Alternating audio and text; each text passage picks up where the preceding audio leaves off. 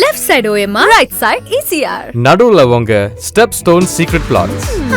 Beach Resort Plots, just 24 lakhs onwards. Call 96268 99268. சட்டம் ஒழுங்கு பிரச்சனையும் நிறையா போயிட்டுருக்கு. போதை மருந்து கலாச்சாரத்துலேயும் பிரச்சனை இருக்குது. ஒரு பேட்ரோல்லையும் நடக்கக்கூடிய ஒரு சில சம்பவங்களும் வீடியோ காட்சிகளும் நிறையா விஷயங்களை வந்துட்டு பாதிப்பேற்படுத்துது. மாணவிகள் முதற்கொண்டு வந்துட்டு பயன்படுத்தக்கூடிய போதை மருந்து பிரச்சனை. இவங்களுக்கு டிஜிபி இல்லை, 6 months டிஜிபி இல்லை. சட்டம் ஒழுங்கு ஒரு சீரியஸ் சிக்கலை தான் உருவாயிட்டிருக்கு. இது மக்கள்கிட்ட ரொம்ப கெட்ட பேர் இந்த கவர்மெண்ட்டுக்கு கொண்டு வருதுன்ற புரிதலே கவர்மெண்ட்டுக்கு திமுகவுக்கு இல்லை. அவங்க என்னமோ நம்ம ஜெயிச்சிடலாம், ஓட்டு போட்டு திறக்க வேண்டியதுதான் பாக்கியம் நம்ம ஜெயிச்சிட்டோம் ஆல்ரெடின்ற கனவுல இருக்காங்க. இல்லை, கீழே ரொம்ப கெட்ட பேர் ஆகிட்டுருக்குது. சட்டம் ஒழுங்கு சந்தி சிரிக்குது. அதில் எந்த விதமான இப்போ இந்த ட்ரிபிள் மர்டர்லாம் பாருங்கள் நீங்கள், எவ்வளோ கொடுமை. இது ஒரு பிரச்சனையாக உருவாகிருக்கின்ற பிரச்சனையே அவங்களுக்கு கான்ஷியஸே இல்லை. அவங்க என்னமோ மக்கள் நம்மளுக்கு ஓட்டு போட்டுருவாங்க, 1000 ரூபாய் கொடுத்தா ஓட்டு போட்டுருவான், இலவச பஸ்ஸு கொடுத்தா ஓட்டு போட்டுருவான், லேப்டாப் கொடுத்தா ஓட்டு போட்டுருவான்லாம் கனவு கண்டுக்கிட்டு இருக்காங்க. மக்கள் விரும்புறது நிம்மதியான வாழ்க்கை. நீ ஒரு நல்லதும் செய்ய வேணாம், கெட்டது செய்யாமல் இருந்தாலே. ஆனால் அண்ணாமலை அதிகமான ஒரு அதிருப்தியில் வந்துட்டு கட்சியோட உச்சத்துக்கு என்ன எந்த அளவுக்கு ஓரம் கட்ட முடியுமோ அந்த அளவுக்கு போயிட்டோங்கிற அதிருப்திக்கு போயிட்டாரு அப்படிங்கிறத எப்படி பார்க்குறேன் பேச்சுக்கும். உண்மையான காரணம் அவர் சொன்னது இல்லைன்றது எல்லாருக்கும் தெரியும். அவர் தண்ணியே ஏமாற்றி ஊரையும் ஏமாற்றிருக்காரு. அவரை ஓரம் கட்டுறது மூலமாக மட்டும்தான் இந்த கூட்டணியை காப்பாற்ற முடியும் என்று தமிழகத்திலேருந்து வலுவான ஆலோசனைகள் டெல்லிக்கு போயிருக்கின்றன.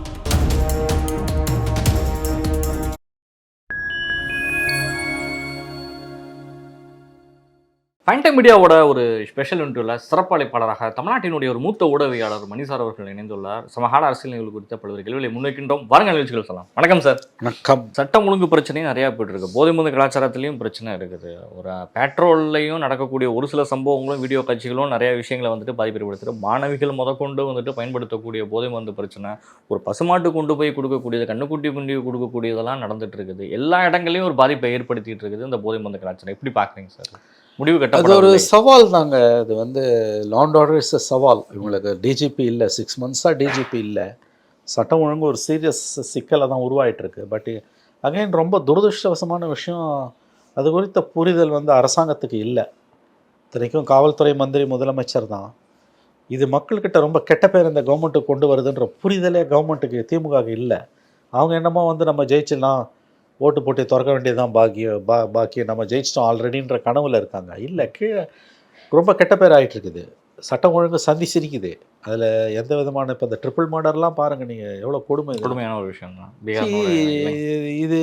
இது ரொம்ப ஒரு எப்படி சொல்கிறது தெரியல. ஒரு தேர்ந்த அனுபவமிக்க ஒரு கட்சி, அரசியல் கட்சி, புதுசாக கட்சி ஆரம்பித்தவங்க ஆட்சிக்கு வரல. 75 ஆண்டுகால கட்சி 26, 27 ஆண்டுகளாக அதிகாரத்தில் இருந்திருக்காங்க. ஒவ்வொரு தசாப்தத்திலும் 2 ஆண்டுகள், 5 ஆண்டுகள், 10 ஆண்டுகள் இருந்திருக்காங்க. இது ஒரு பிரச்சனையாக உருவாகிருக்கின்ற பிரச்சனையே அவங்களுக்கு கான்ஷியஸே இல்லை. அவங்க என்னமோ மக்கள் நம்மளுக்கு ஓட்டு போட்டுருவாங்க, 1000 ரூபாய் கொடுத்தா ஓட்டு போட்டுருவான், இலவச பஸ்ஸு கொடுத்தா ஓட்டு போட்டுருவான், லேப்டாப் கொடுத்தா ஓட்டு போட்டுருவான்லாம் கனவு கண்டுக்கிட்டு இருக்காங்க. அதுதான் மக்கள் விரும்புறது நிம்மதியான வாழ்க்கை. நீ ஒரு நல்லதும் செய்ய வேணாம், கெட்டது செய்யாமல் இருந்தாலே போதும் அப்படிங்கிறது தான்.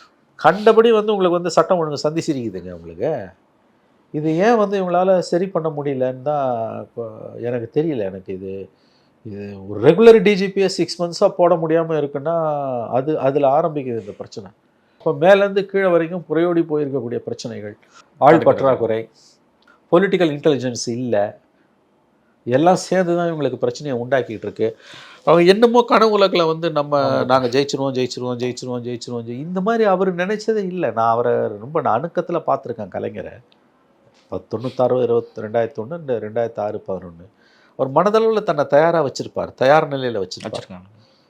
வெற்றி பெறணும்னு விரும்புவார், வெற்றின்னு சொல்லுவார். ஆனால் மனதளவில் ப்ரிப்பேர்டாக இருப்பார், தயார் நிலையில் இருப்பார், முடிவுகள் எப்படி வேணால் வரலான்னு. துரதிருஷ்டவசமாக முதலமைச்சர், இப்போ இருக்க முதலமைச்சர் ஸ்டாலின் அவர்கள் அந்த மனநிலையில் இல்லை. இதுதான் ரொம்ப ஆபத்து கட்சிக்கு. ஒன்று மறந்துடாதுங்க, ஆட்சி டெம்பரவரி, தற்காலிகம். ஆட்சி வரும் போகும், கட்சி பர்மனெண்ட். நீங்கள் கட்சியை காப்பாற்றுறதை பற்றி தான் கவலைப்படணுமே ஒழிய ஆட்சியை காப்பாற்றுறதை பற்றியே கவலைப்பட்டு கட்சியை கோட்டை விட்டுக்கிட்டு இருக்கீங்க. அதுதான் நடந்துகிட்டு இருக்கு. கலைஞர் உங்களுக்கு ஒரு பெரிய சொத்தை சேகரித்து வச்சுட்டு போயிருக்காரு. அது திமுகன்ற ஒரு பெரிய ஆலமரம், அந்த வாக்கு வங்கி, அந்த சொத்து அவர் உங்களுக்கு சேர்த்து வச்சுட்டு போயிருக்காரு. சொத்துன்னா அறிவாலயம், பில்டிங்கு, முரசொலி பில்டிங்கு, கலைஞர் டிவி, இந்த சொத்து பணம், இந்த பௌதிக சொத்தை சொல்லலை நான், பொலிட்டிக்கல் கேபிட்டல். அதை கலைஞர் கொடுத்துட்டு போயிருக்காரு. நீங்கள் அதை வச்சு நீங்கள் வாழ்ந்துட்டுருக்கீங்க. அதை நீங்கள் அடுத்த தலைமுறைக்கு கொடுத்துட்டு போகணுன்னா நீங்கள் என்ன செஞ்சீங்கன்ற கேள்வி வருதுங்கிறது. ஸோ இது இந்த பொலிட்டிக்கல் கேபிட்டலை நீங்கள் சரியாக பயன்படுத்தலைன்றது தான் என்னுடைய நோக்கம். 5 வருஷத்துக்கு ஒரு தடவை கவர்மெண்ட் மாறுறதுன்றது இயற்கைங்க, அதை மறந்துடாதீங்க. ஜெயலலிதாவோட மரணத்துக்கு பிறகு ஜெயலலிதா 16ல் அதிமுக 2வது முறை ஜெயிக்காமல் தோற்றுருந்ததுன்னா அதிமுக இன்றைக்கி இந்த அவலமான நிலைமையில் இருந்திருக்காது. தொடர்ந்து 2 டேர்ம் அதிமுக கொடுத்தாங்க. அதிமுக சீரழிஞ்சு சின்ன பின்னமை சதைஞ்சு கிடக்குது. நீ அந்த நிலைமை திமுக வரக்கூடாது நான் உண்மையிலேயே விரும்புகிறேன். ஆனால் அவங்களுக்கு திமுகவில் யாருக்கும் அதை பற்றி கவலை இல்லை. ஆட்சி தக்க வச்சுக்கிட்டா போதும், கட்சியை கட்டு போட்டோன்னு எல்லாரும் நினைக்கிறாங்க. நம்ம என்ன செய்ய முடியும்? வேடிக்கை தான் பார்க்க. அவ்வளோ. எடப்பாடி பழனிசாமி தொடர்ந்து அந்த ஒவ்வொரு கட்டமாக என்னென்ன இதெல்லாம் நாங்கள் பண்ண போகிறோம் எலெக்ஷனுக்கு அப்புறம் அப்படிங்கிற விஷயத்தை பற்றி அவர் சொல்லிட்டு இருக்காரு. அறிக்கைகள்லாம் தேர்தல் அறிக்கை குழு தயாரிப்பு ஒவ்வொன்றா ரிலீஸ் பண்ணிக்கிட்டே இருக்கிறாங்க. 2000 ரூபா முதியோர் உதவித்தொகையை கூட்டிட்டாங்க, கல்வி கடனை உறுதியாக ரத்து செய்யப்படும்ங்கிறதெல்லாம் கொண்டு வந்துட்டாங்க. இப்படி அடுத்தடுத்த அறிவிப்புகள் எப்படி பார்க்குறீங்க? இலவசங்களால் அவர் ஒப்புறாருங்க. இதுக்கெல்லாம் பணம் எங்கேருந்து வரப்போகுது? முதல்ல தேர்தல் அறிக்கை என்பது 1 ஸ்டேஜ் அட் 1 கோல வரும், ஒரே கட்டமாக வரும். இப்போ இன்ஸ்டால்மெண்ட்டில் இவர் விட ஆரம்பிச்சிட்டாரு. பொங்கல் அன்னைக்கு ஒரு இன்ஸ்டால்மெண்ட் விட்டாரு, இப்போ ஒரு இன்ஸ்டால்மெண்ட். எங்கே திமுக முந்திக்க போகிறான்னு இவர் விடுறாரு. தேர்தல் முடிகிற வரைக்கும் கூட வந்துக்கிட்டே இருக்கும் போல. இதுக்கெல்லாம் எங்கே சார் இருக்குது பணம்? Competitive populism. நாங்கள் போட்டி போட்டுக்கிட்டு இலவசங்களை அள்ளி விடுறாங்க.